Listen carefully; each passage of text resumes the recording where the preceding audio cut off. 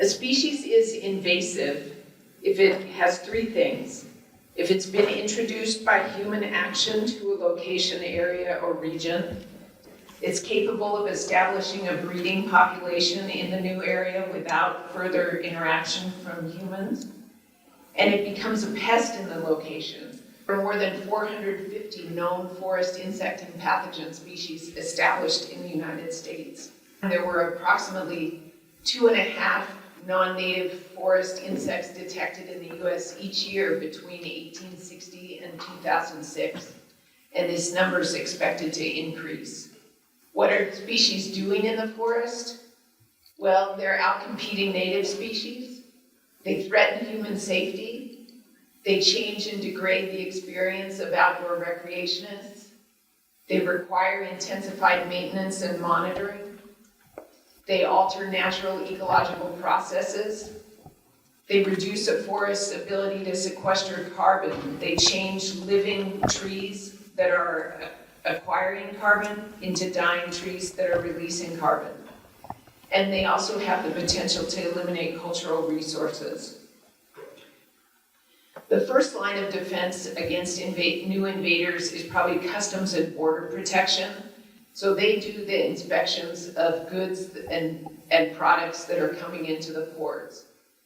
The United States Department of Agriculture's APHIS, Animal and Plant Health Inspection Service, is also probably the other most active federal agency in preventing invasive species. As a landowner and land manager, the Forest Service is involved in detecting and managing invasive species on those lands.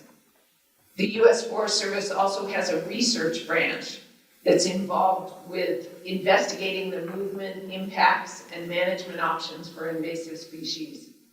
The branch of the Forest Service that I work for, state, private, and tribal forestry, provides resources to partners for invasive species surveys and treatments.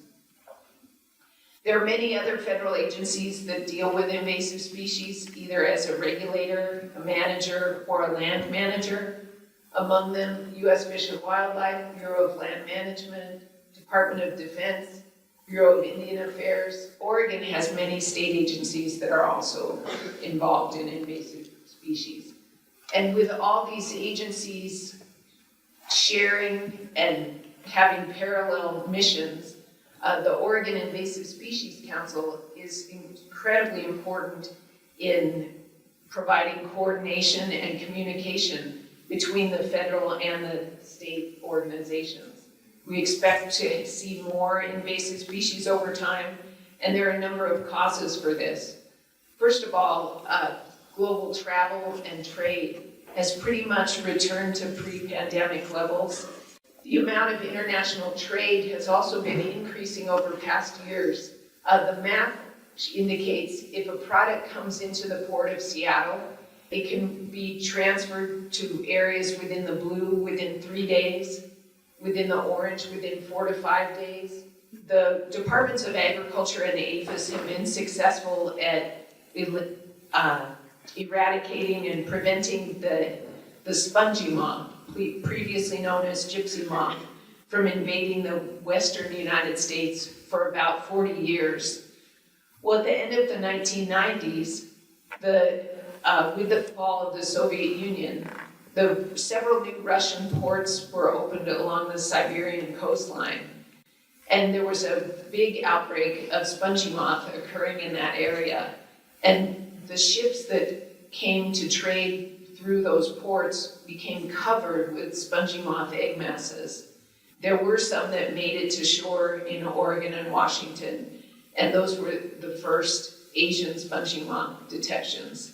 Since then, there's been increasing attention on the ports because of some of the spongy moths in particular, as well as the recognition of the global trade and all the things that can be carried.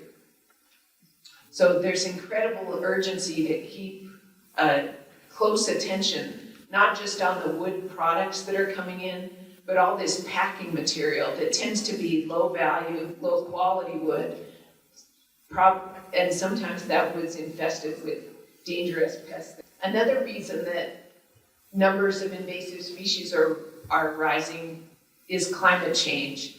And a recent study from the U.S. Forest Service Forest Inventory and Analysis examined about 1,700 forest inventory plots, and of them, 61% contained an invasive species in what we pretty much thought could be intact forest. So they're there underneath those trees, ready to emerge as those trees' needles drop. Climate change also creates the opportunity for range shifts. Now, an example of this is a specific bark beetle called the California five-spined ips.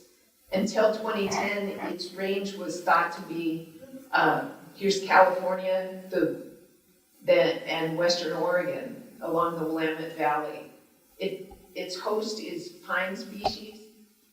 In 2010, it was observed that there were giant trees along the Columbia Gorge, but by 2018, with some additional trapping, the insect had been found all the way as far north as Puget Sound and Moses Lake. Last summer, 2022, there were dead trees examined in Bothell, Renton, and Fort Lewis that also have the California five-spined ips present. These stressed trees and from continuing drought have enabled this insect to expand northward. It's not if, but when a specific pest will get here or just more pests are coming. We say that frequently when we were considering the emerald ash borer because it so quickly spread throughout the eastern United States. It so easily jumped to Colorado, and now it has in fact come to Oregon. We just determined that Mediterranean oak borer was present in Oregon white oak tree. So it was kind of a glum, grave time. And I thought, well, stay informed, be deliberate. This situation's grave. We already have a bazillion invasive species. It's just getting worse. And I thought, that's not really fair to you as an audience. Truly, there are many good stories in the invasive species work. The departments of agriculture are engaged in very challenging efforts to eradicate Japanese beetle in both Oregon and Washington. And